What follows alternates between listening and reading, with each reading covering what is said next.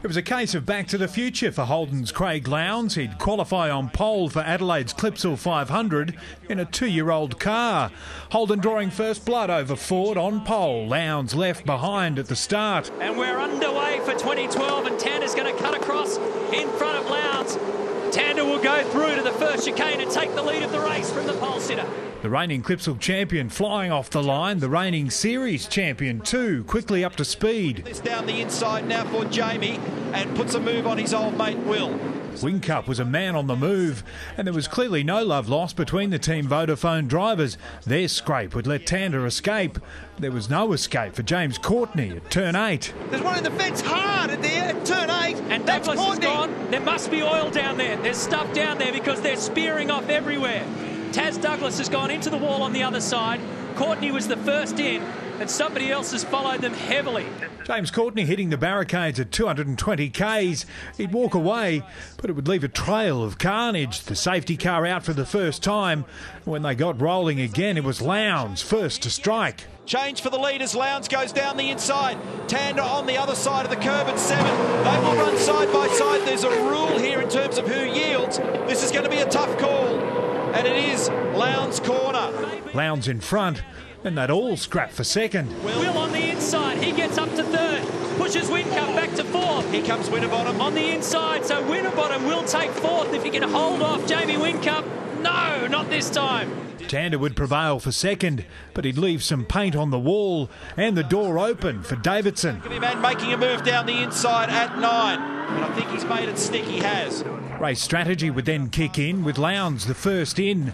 It would separate the teammates. Jason Bright would head off for precautionary x-rays after the Courtney crash. Jamie Whincup would stay out, the rear stepping out. Nipping up that inside front, that's right, you can't afford that. Put a mark on there and that will change the schedule. Lowndes too would struggle with the final turn. And there's Lowndes disappearing at the final corner. David Reynolds would not be so lucky, missing the apex at turn 8. Oh, into the fence at turn 8, David Reynolds.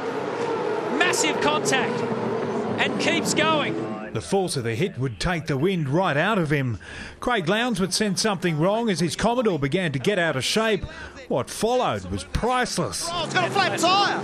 Left-hand rear tyre's flat. How did he get it? How was that? How did he manage to drive it into the pit lane there? Car control there is just unbelievable. Sideways over the curb and into pit lane. Hard to challenge from there for Lowndes. His teammate, however, was right on track at 3/4 race distance. And we'll get it. Up to position 1. Whincup would then set about stretching his lead as he needed one more stop. He'd reel off lap record after lap record. That is one of the best 10-lap runs I've ever seen him drive. They were qualifying laps, lap after lap after lap. He'd rejoin in 7th for a 10-lap shot at the title. Garth Tander the target. New lap record 1:21.0. What a blistering time. That's not just a lap record, that's just absolutely decimating the lap speed around here. But the checkered flag was too far away for Tander, the lead passing to Davison. Ford versus Holden. Whincup ploughing through the field. You'll see the red car in the background, there he is. So Whincup has got the lights on, he's in qualifying mode. The Ford running on the smell of an oily rag. The Holden looming larger and larger on the final lap. And Whincup will get him. Bring it home, mate. Unlucky, buddy. Awesome effort. Bring it home. They can't believe it. Everybody here can't believe it. The stand absolutely erupted. And you have to feel for Will Davison. He took it all the way to the very final lap.